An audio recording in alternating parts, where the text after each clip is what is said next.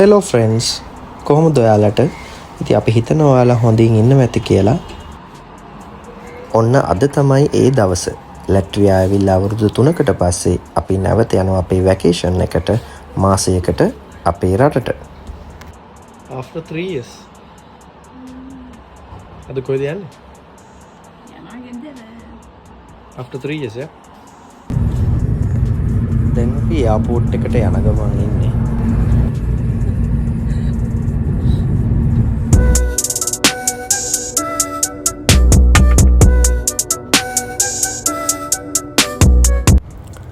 අපිට Turkish airline එකේ student package එක හම්බ වෙච්ච නිසා එක්කෙනෙක්ට කිලෝ 48 ගානේ ගෙනියන්න පුළුවන් වුණා. හැබැයි කිලෝ 48 හදනකොට උපරිම කිලෝ 20 බෑග්ස් දෙකකටයි කිලෝ 8ක හෑන්ඩ් ලගේජ් එකයි විදියට තමයි අපිට ඒගොල්ලෝ ගෙනියන්න ඉඩ දෙන්නේ.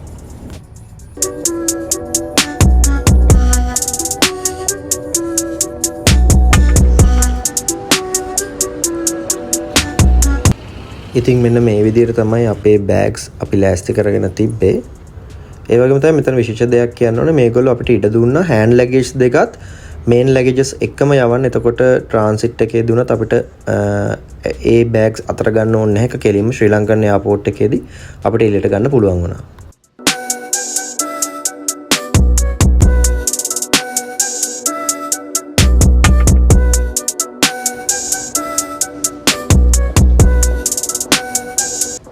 මේ මෙතනින් අපිට බලන්න පුළුවන්. ෆයිනල් කෝල් ලන්ඩන් යන එක. ඔන්න තව පොඩි වෙලාවකින් අපි ෆ්ලයිට් එකට නගිනවා.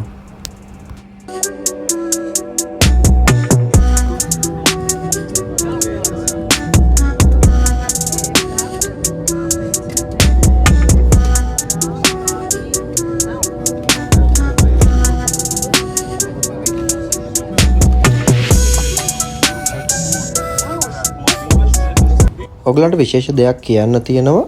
දැන් අපි ඔයගලන්ට කිව්වා ස්ටුඩන්ට් පැකේජ් එකේදී මේ ටර්කිෂ් එයාලයින් එකෙන් අපිට ගොඩක් බර, ඒ කියන්නේ සාමාන්‍ය ෆ්ලයිට් එකක කිලෝග්‍රෑම් 38ක් 37ක් වගේ දෙනකොට මේ ටර්කිෂ් එයාලයින් එකේ අපිට දුන්නා කිලෝ 48ක්. ඒ වගේම ඇත්තටම මේගොල්ලන්ගේ සර්විස් එකත් ඇත්තටම හොඳයි. අපි ෆ්ලයිට් දෙකක් අපිට යන්න සිද්ධ වුණා. ට්‍රාන්සිට් එක තිබ්බේ ඉස්තාන්බුල්. ඉතින් මේගොල්ලෝ අපිට මීල්ස් 3ක් දුන්නා.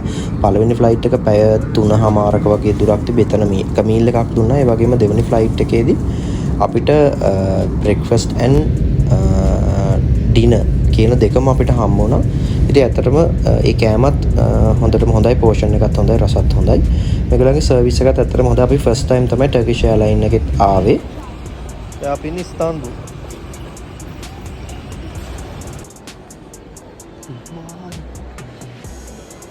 मैं ड्यूटी पे करती हूँ.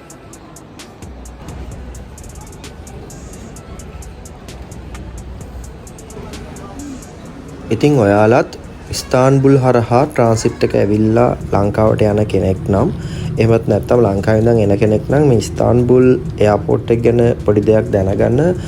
ලෝකේ තියෙන ලොකුම එයාපෝට්ස් අතරින් එකක් තමයි ඉස්තාන්බුල් එයාපෝට් එක. ඉතින් ඕගොල්ලෝ සාමාන්‍යයෙන් පැයකට වඩා, ඒ කියන්නේ අඩුම ගානේ පැය දෙකක්වත් ට්‍රාන්සිට් ටයිම් එක අඩුම ගානේ තියාගෙන එන්න. ඔයගලන්ට ටර්මිනල් ගේට්ස් හොයාගන්න ලොකු අපහසුයක් නැහැ. නමුත් අර ගොඩක් දුර යන්න තියෙනවා, පයින් ඇවිදගෙන යන්න තියෙනවා. ඒක නිසා ඒකට ටයිම් තියාගෙන එන එක තමයි ඇඟට ගුණ.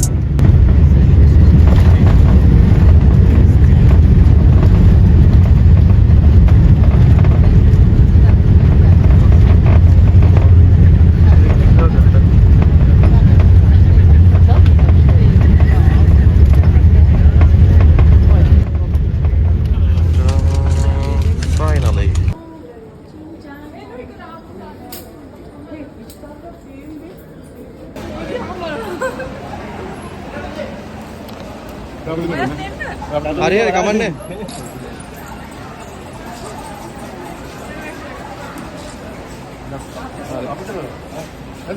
හරි හරි ඕකේ.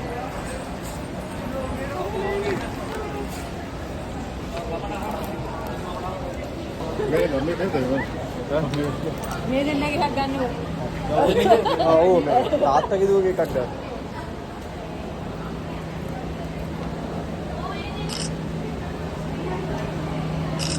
නැත්නම් ගෙදර ගිහින් ඉන්න වෙන්නේ දුවත් කොට.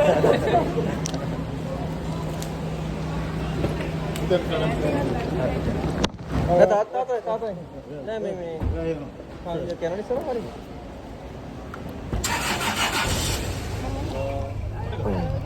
සිත් එකෙන් ළඟ වෙලා දෙන්නවා. කිනු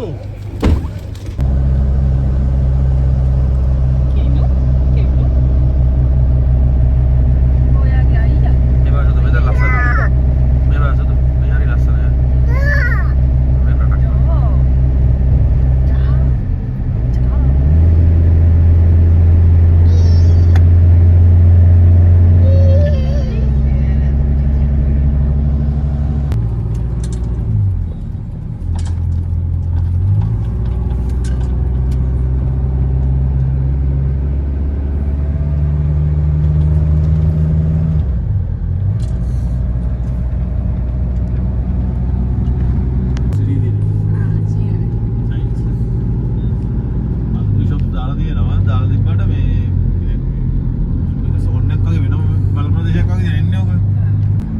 සිකුරාද?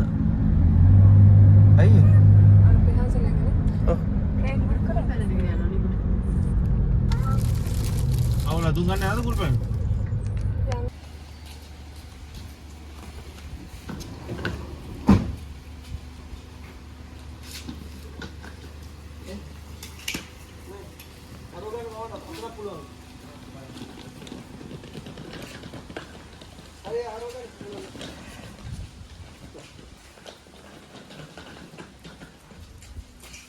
හරි අඳුරනවානේ.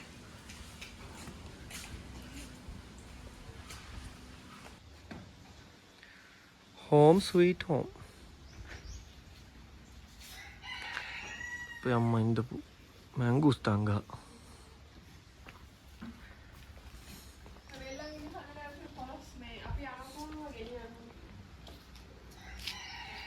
අපච්චි කොහොමද? Very happy. I am always very happy. චුට්නංගි චුට්නංගි නෙමෙයි දැන් ආච්චි. අවුරුදු 3කට පස්සේ ආවා ගෙදර. සනීපයිනේ.